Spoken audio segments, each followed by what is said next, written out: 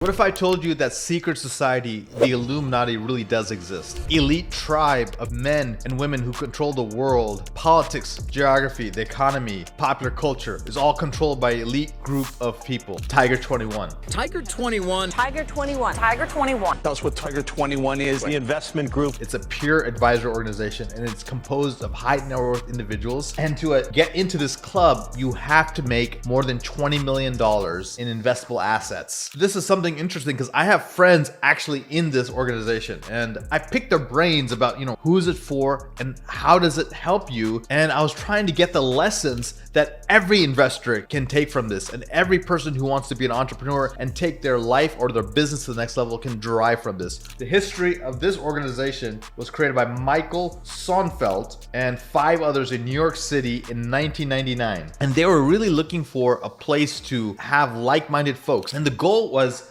these 5 major points. One was succession planning. Number 2 is legacy. Number 3 is philanthropy. Number 4, creating what we call family offices. These are sort of individual organizations that they control a family's wealth and invest for them. And then finally, family-related challenges. When you're that successful in life and you exit your company for 7, 8, 9, 10 figures, there's not that many people you can talk to. There's not people you can sort of joke around with and sort of share your story and commiserate or strategize with. Here's the theme that when I was doing research on Tiger 21, here's what I learned. Obtaining wealth is hard. Preserving wealth is harder. That blew my mind because I'm always about grow, increase. When they've achieved a certain threshold, the directive now goes back to protecting, more of a defensive strategy. And so I just found that enlightening. I'm like, all right, maybe that's important as well as people are developing their portfolios. It is in 45 cities all over the world, in 100 groups, 1,200 plus members, and they do have even billionaires in their organization. You may be wondering,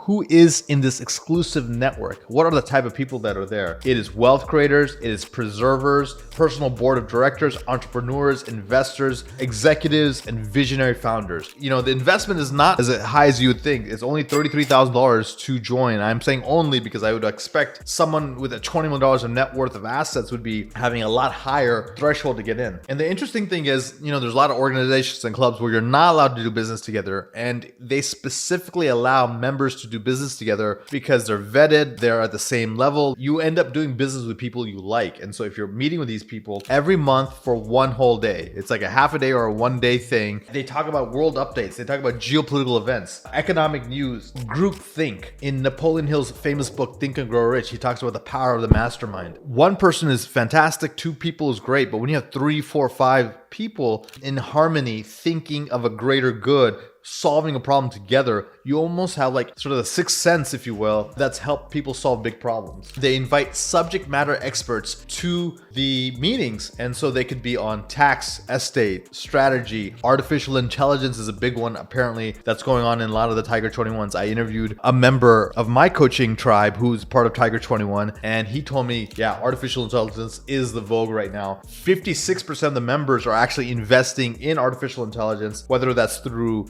common equity such as NVIDIA, which actually use AI in their product creation and their product optimization. At least once a year and perhaps twice a year, each of the members of that chapter of Tiger 21 gets on the hot seat and has to defend his investment decisions and his business decisions and his whole portfolio to the whole group. And it is very intimidating, it's very intense, but at the end of it, man, it is absolutely a game changer. And this reminds me of what people do in the military, right? When you're with the Navy SEALs or Army Rangers or any special forces, they call it something called red teaming, where there's 2 squadrons team up. One quadrant is going out to fulfill the mission, and another quadrant pretends to be the enemy and goes after them and tries to make sure anything that can go wrong, they can replicate that, right? Almost like you're defending your thesis of why you believe this is the way to go is so powerful, and it's probably so protective. And that's why the wealthy keep getting wealthier, versus them sliding and losing money. When I was talking to some of the insiders in Tiger 21, which I can't name right now because it is proprietary, but the real scoop is a lot of people come in, they're looking for deal flow, they're looking for access to stuff, they're looking for,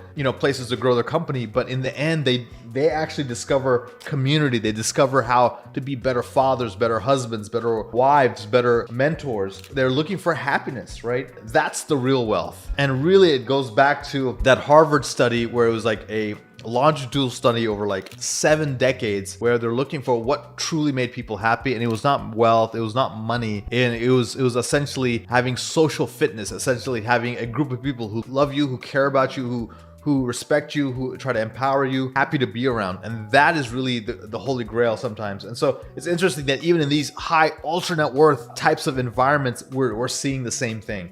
This is the takeaway I want you to take away from this. If you want to invest like the ultra wealthy, they invest in 2 top asset classes that are overlooked by traditional money managers, financial advisors, the realm of average. Here's the asset allocation breakdown when you took all 1,200 members across all chapters across the country, across multiple countries. 30% of typical Tiger 21's asset allocation is in private equity. 25% of their asset allocations in real estate. 55% of their money is not in traditional types of investments. It's in private equity and real estate. Public equities is 21%. That's like stocks, typical stocks and things, ETFs. Next is cash, and cash equivalents is 11%. And then fixed income, 7%. And then alternatives or others, 6%. Here are some of the principles to live by.